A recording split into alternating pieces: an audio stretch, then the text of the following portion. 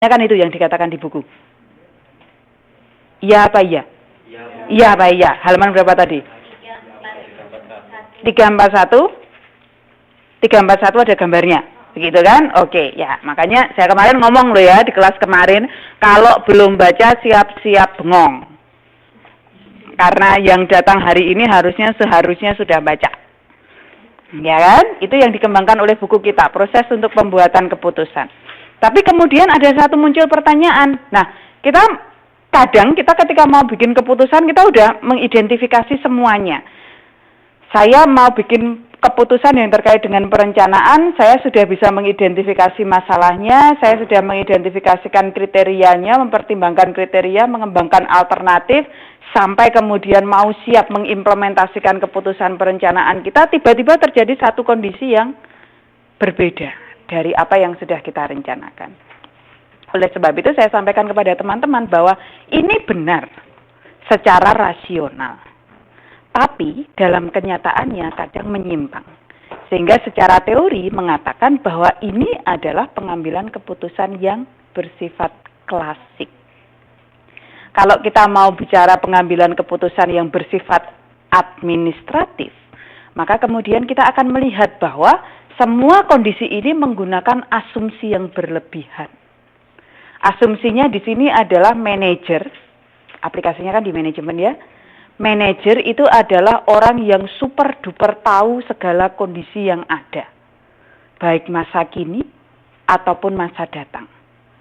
Sehingga dia bisa mengembangkan semua alternatif yang paling masuk akal karena asumsinya dia paling tahu kondisi sekarang semacam apa, kondisi masa depannya semacam apa. Padahal yang namanya informasi itu adalah terbatas.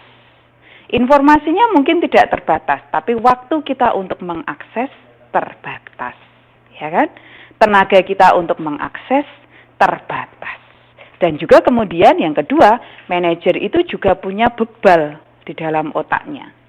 Di mana kemudian dia biasanya menentukan keputusan-keputusan bukan berdasarkan yang rasional, tapi berdasarkan yang biasanya dia ambil.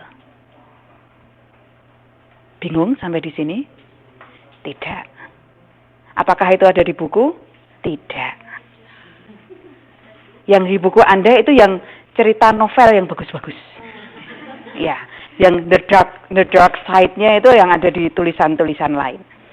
Jadi yang dicerita buku Anda yang urut gitu-gitu, iya bagus. Tapi Anda kemudian kalau sudah sampai di level analisis ya, tugasnya di analisis itu tadi, Anda sudah harus bisa mengidentifikasi, opo yo ngono po, apa ya iya selalu semacam itu. Tidak. Dan secara teori ternyata juga menyatakan itu. Sehingga kemudian dalam konteks tadi tiba-tiba terjadi muncul satu permasalahan mengingatkan kepada kita bahwa nggak bisa sepenuhnya kita taat terhadap aturan yang ada di situ. Sehingga itu yang kemudian membuat kita kadang mengambil keputusan berdasarkan intuisi, berdasarkan kebiasaan, berdasarkan pikiran-pikiran kita dari pengalaman-pengalaman sebelumnya. Apakah itu baik?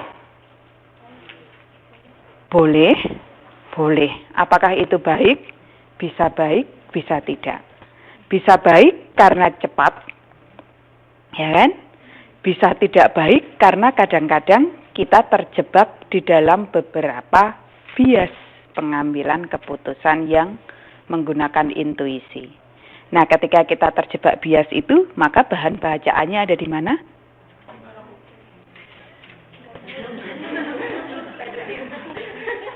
Jadi kalau saya kirim email itu, turnas titik, klik, delete gitu ya kayaknya ya. Capek deh. Bacaannya beberapa saya cantumkan di kisah-kisah anak dan kisah keluarga heuristik. Nah, belum dibaca atau? Tugasnya kebanyakan nih. Iya, oke. Silakan.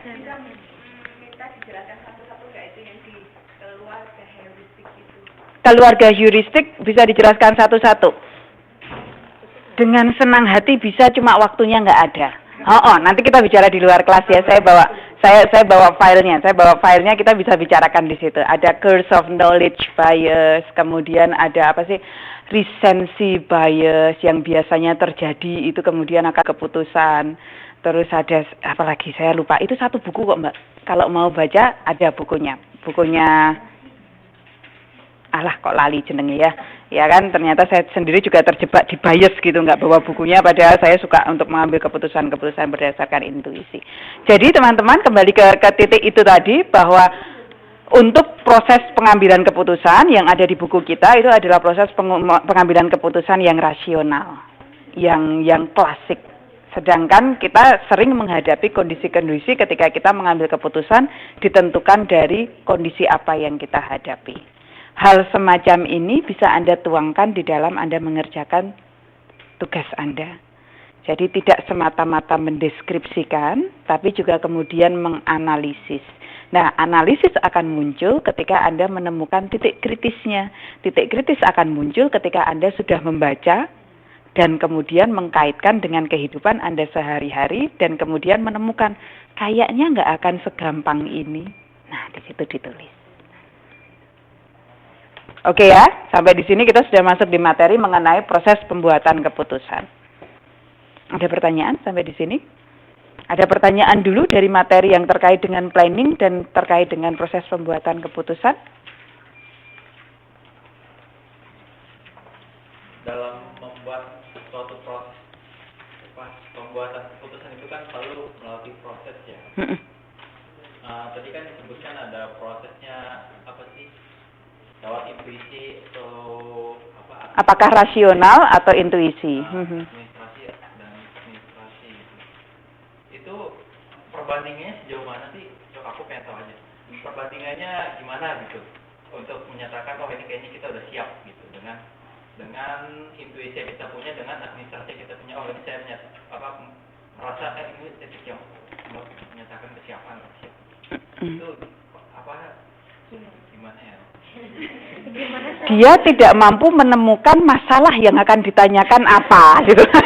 Ini sudah contoh yang pertama. Oh, silakan Mas.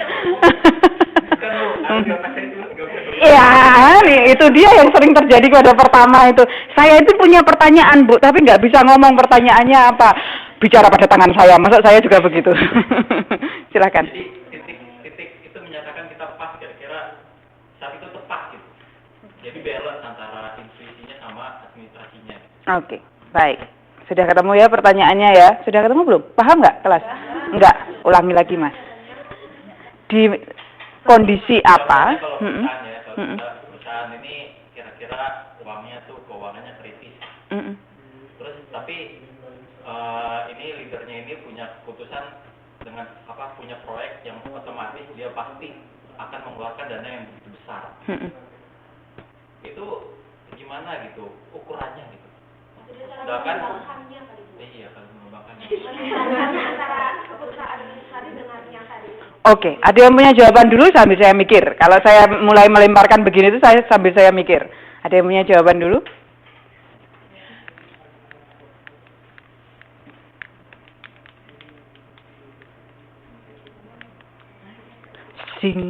Kelas diam ini kalau di kartun semuanya gambarnya sudah putih-putih, terus belakangnya hitam, terus ada zing. Ada 3. Tik tik tik. Betul. Di dalam buku yang saya baca, Mas, ini buku. Benar apa tidaknya di buku nanti kita coba kaitkan ya. Ketika kita menggunakan proses pengambilan yang rasional, itu kan tujuannya kita akan mengambil keputusan yang paling optimal. Apa maksud kata optimal di sini adalah yang paling baik. Itu yang paling susah kita hadapi. Karena tidak semua keputusan adalah keputusan yang paling baik. Paling tidak kadang kalau kita mau bikin keputusan yang terkait keuangan, mungkin baik bagi pemilik saham karena akan meningkatkan kekayaan mereka. Tapi kadang juga tidak baik bagi karyawan. Karena mungkin akan mengakibatkan pemecatan karyawan, misalnya semacam itu. Sehingga karena kita tidak bisa menghasilkan keputusan yang paling baik, paling tidak kita membuat keputusan yang paling memuaskan. Paling memuaskan di sini belum tentu yang paling baik, tapi paling tidak paling memuaskan stakeholders. Masih ingat ya kata stakeholders? Dalam lingkungan kita membahas mengenai stakeholders yang kita hadapi.